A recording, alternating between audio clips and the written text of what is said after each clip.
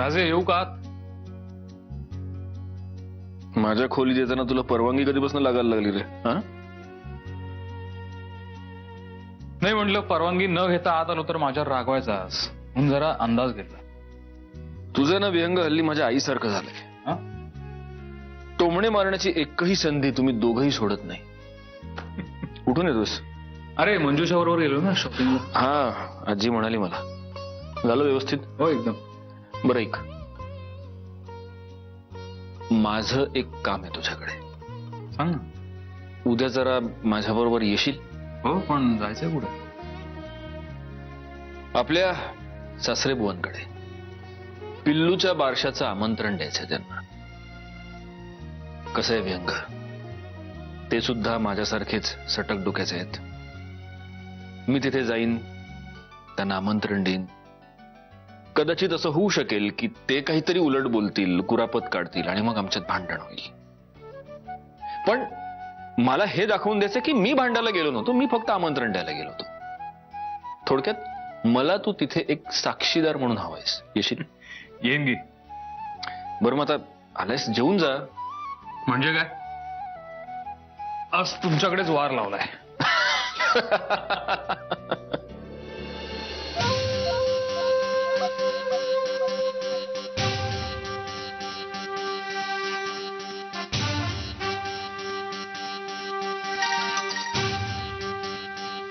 हा, नमस्कार बाईसाहेब.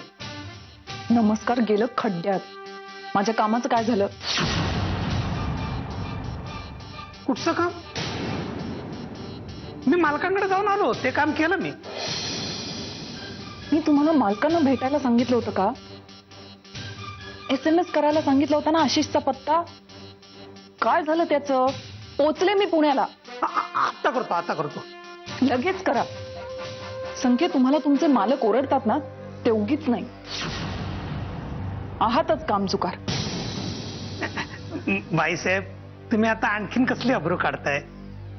मग काय करू? पूजा करू? ठेवा फोन आणि पाठवा पत्ता लवकर. युसलेस.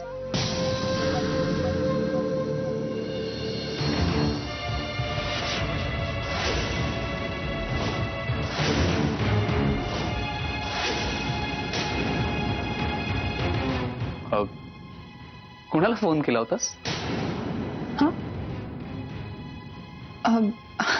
मैत्रिणीला, पुण्याची मैत्रीण. तिलाच.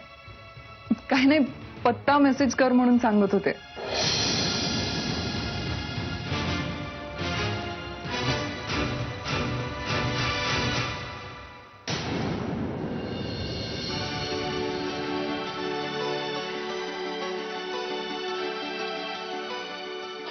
अरे व्यंगराव, या ना, या व्यंगराव, या आत या. बसा ना व्यंगराव, या. नाही राहू दे. काय करणार? चहा, कॉफी? नाही, खरंच काहीच नको. का? अहो, सासऱ्यांना जावयाच्या घरचं पाणी सुद्धा प्यायचं नसतं अशी प्रथा आहे. पण जावयानं सासऱ्याच्या घरी आदरातिथ्य स्वीकारायला काहीच हरकत नसते. जावयाचा तो मान असतो. बरं, आज इथं येणं कसं काय केलं? काम माझं आहे. आमंत्रण करायला आलोय. माझ्या मुलीचं बारसं आहे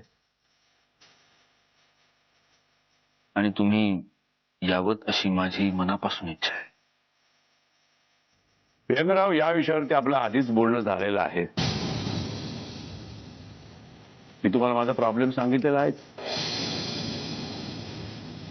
मला काम आहे, मला इंदोरला जावं लागतं.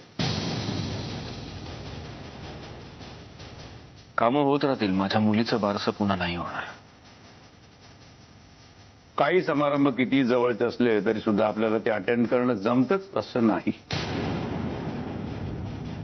आपण मनावर घेतलं तर सगळ्या गोष्टी ऍडजस्ट होतात. व्यंगराव, माझ्यावर कोणी फोर्स करू शकत नाही. ते मला वाटतं मी बाहेर थांबावं. तुम्ही या बोलू. नाही, तू बाहेर नको जाऊस. तुला मी इथे का आणले तुला माहिती आहे ना. हे पण थांब. बाबा माझा ऐकल का? बास झालं, आता खूप झालं. अजून हे असं किती दिवस चालू राहणार आहे? या सगळ्याला सुरुवात मी केलेली नाहीये, तुम्हाला चांगलं माहिती आहे व्यंगराव.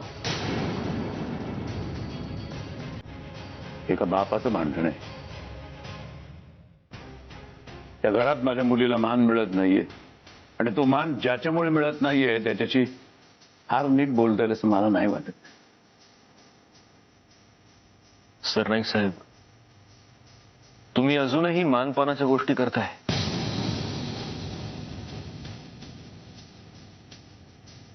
इतकं सगळं होऊनही तुमची मुलगी अजूनही त्याच घरात राहते.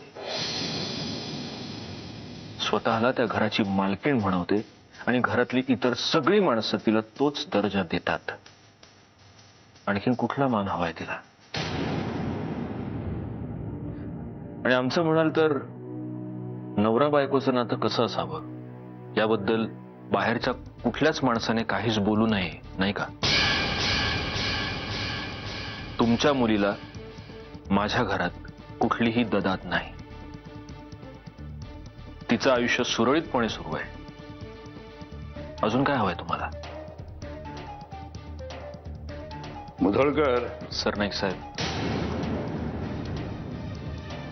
एक बाप म्हणून मी तुम्हाला विनंती करायला आलोय. माझ्या मुलीचं बारसं आहे तेव्हा तुम्ही अगत्याने या, कारण ती फक्त माझी मुलगी नाहीये, ती तुमची नात आहे.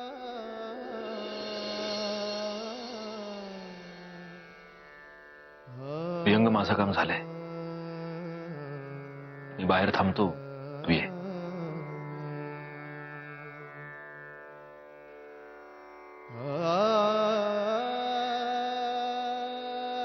बाबा येतो मी.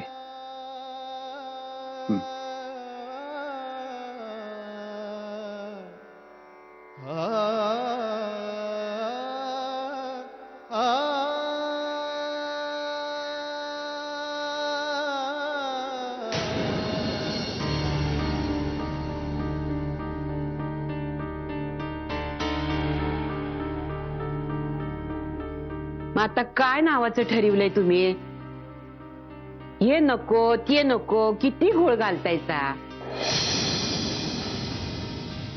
घोळ आम्ही घालत नाहीये सासूबाई, तुमचा लाडका नातू घालतोय. कुठल्याही गोष्टीत त्यांनी खो घातला नाही असं आजपर्यंत कधी झालंय? प्रत्येक वेळेला ह्याचं काहीतरी वेगळंच असतं.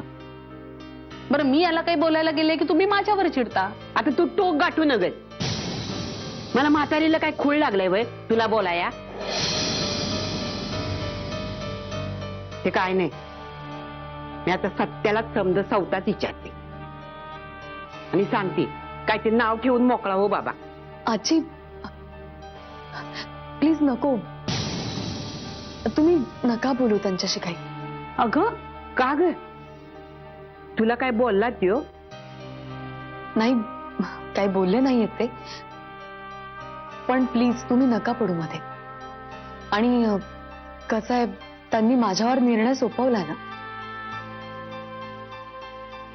मग मी बघेन ना काय नाव ठेवायचं ते. प्लीज. तुम्हा नवरा बायकोसनी ना जो घोळ घालायचा आहे तो घाला, पण माझ्या नातीचं चांगलंच एक नाव ठेवा म्हणजे झालं.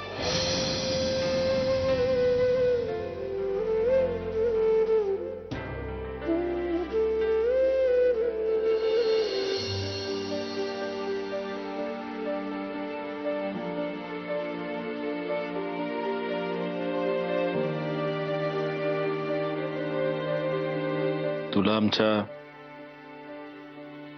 ऑफिसच्या कॉफीचा रंग आवडलेला दिसत नाहीये.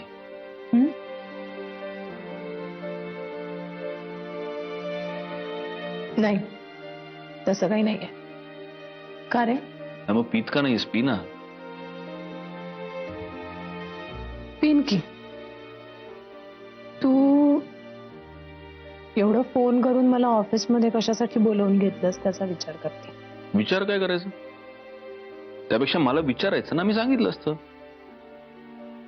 अरे वा, हे लक्षातच आलं नाही माझ्या. आता सांग, माझी काही हरकत नाही. पिल्लूचं बारसं आहे उद्या आणि तू येतेस. सत्यजी, तू हे आमंत्रण देण्यासाठी मला इथे बोलवून घेतलेस? हो. हो काय? जनरली म्हणजे जनरली हा लोक दुसऱ्यांच्या घरी जातात आमंत्रण करण्यासाठी, असं स्वतःकडे बोलावून नाही घेत. ही माझी स्टाईल आहे. आणि कसं आहे, तुला असं नको वाटायला की हा माणूस वार लावून माझ्याच घरी कॉफी प्यायला येतो. माझ्या ऑफिसच्या कॉफीची चव कशी आहे हे तुला कळायला हवं म्हणून तुला बोलवलंय. चांगली आहे कॉफी, आणि ही स्टाईल पण बरी आहे. आपलं म्हणणं कसं बरोबर आहे, खरं आहे ते पटवून देण्याची. एनिवे, जोक सपाट. मला नाही वाटत उद्या मी बारशाला. नाही नाही, हे तर बोलूच नकोस. मी तुला विचारत नाहीये, मी तुला सांगतोय. उद्या पिल्लूच्या बारशाला तू माझ्या घरी येणार आहेस. आणि हा आग्रह नाही, हा माझा हट्ट आहे, कळलं? आणि मला हे माहिती आहे तुला उद्या काहीही काम नाही आहे ना गा. तू किती बोलतोस ना, आणि किती सिरियस होतोस एकदम. ए, नाव काय ठरवलंस पिल्लूचं? उद्या ये, मग कळेल. हो.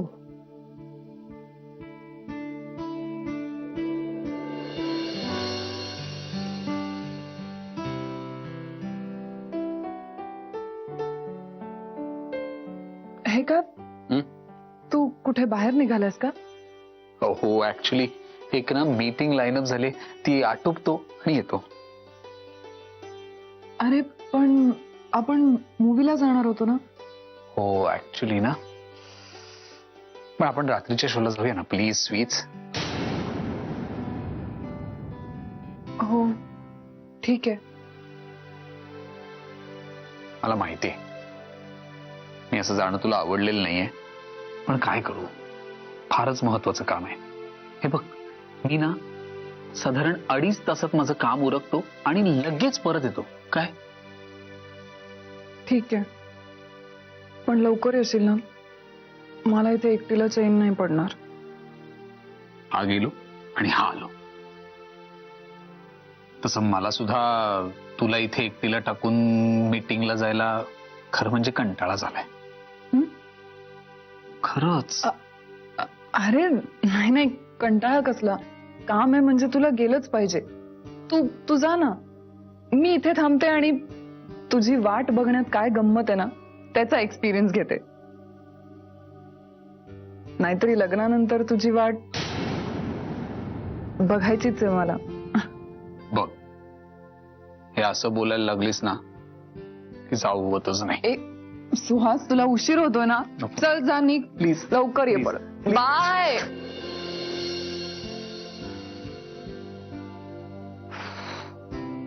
सुटले एकदाची.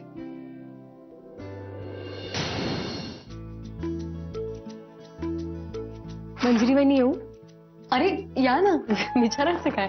कशी आहे आता पिल्लूची तब्येत? बरी आहे. झाली तुमची खरेदी? हो, तेच तुम्हाला दाखवायला आणलं होतं. काल दाखवायचंच राहून गेलं ना. अहो त्यात काय एवढं. अरे वा. आणि ही साडी मी उद्या नेसणार आहे पिल्लूच्या बारशाला. अरे वा, बघू. खरंच छान आहे तुमचा चॉईस. माझी नाही, विहंगची चॉईस आहे. अरे वा, मग उत्तम आहे. आणि हे पिल्लूसाठी माझ्याकडून. अहो मंजुषा ताई, याची काय गरज आहे? असू दे. एक मिनिट, फोन वाजतोय माझा. बाबांचा फोन आहे. हॅलो. हा बोला बाबा. हा मंजिरी, कशी आहेस? मी मस्त, मजेत. तुम्ही कसे आहात बाबा? हा मी बरा आहे.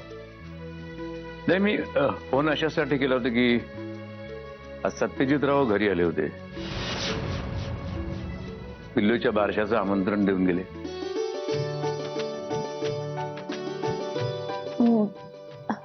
मग तुम्ही येणार ना बाबा? हो येणार आहे.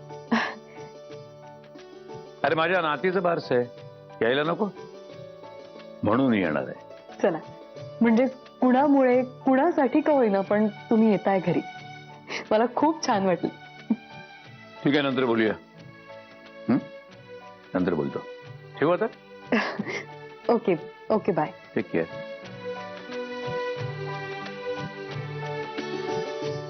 मंजुषाताई, बाबा येणार आहेत बारशासाठी. मी जरा यांना फोन करू का? फक्त 2 मिनिट. हो.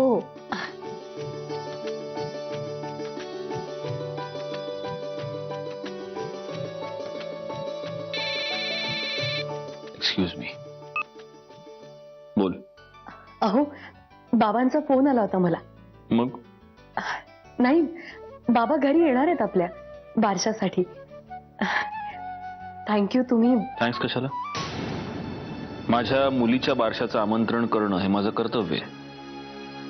ती येत असतील उत्तम आहे. प्रत्येक गोष्टीसाठी आभार मानायची गरज नाहीये.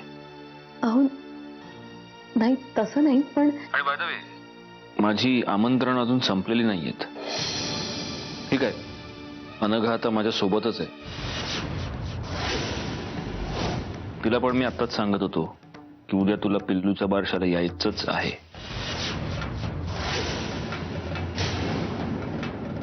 तुला काही बोलायचंय का? नाही. गुड. ठेव मग फोन.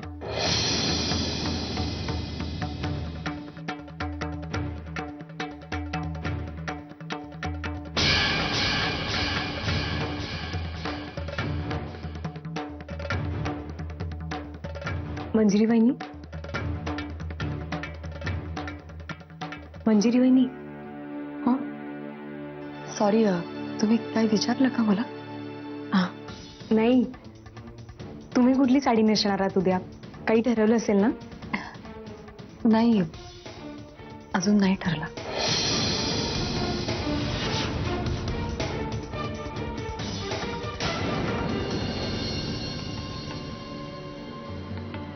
तू मुद्दाम वागलास ना असा? काय वागलो मी? अच्छा, तुला खरंच माहित नाहीये? काय मी काही केलं का आता? हा, हो, तुला माहिती आहे मंजिरीला आपलं भेटणं खटकतं. मग का सांगितलंस तिला मी समोर बसली म्हणून? तिने विचारलं होतं. मग मुळात मंजिरी कोण हे ठरवणारी की मी कोणाला भेटायचं आणि कोणाला नाही भेटायचं ते. तिचा काहीही हक्क उरलेला नाही आता माझ्या आयुष्यावर. आणि कसं आहे अनघा, इतक्या जखमा आजपर्यंत मी खाल्ल्या ग, त्याच्या बदल्यात एक बारीकसा चिमटा काढला तर त्याचं काय एवढं? मजा आली. छान आहे कॉफी. अशक्य आहेस तू. सत्यजित मुधोळकर आहे मी.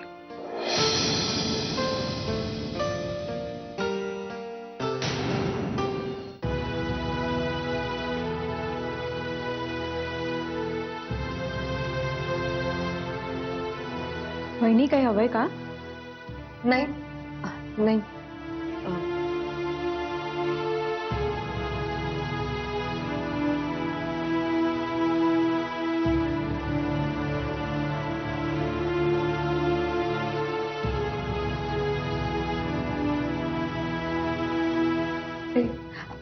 अहो, ग्लास मी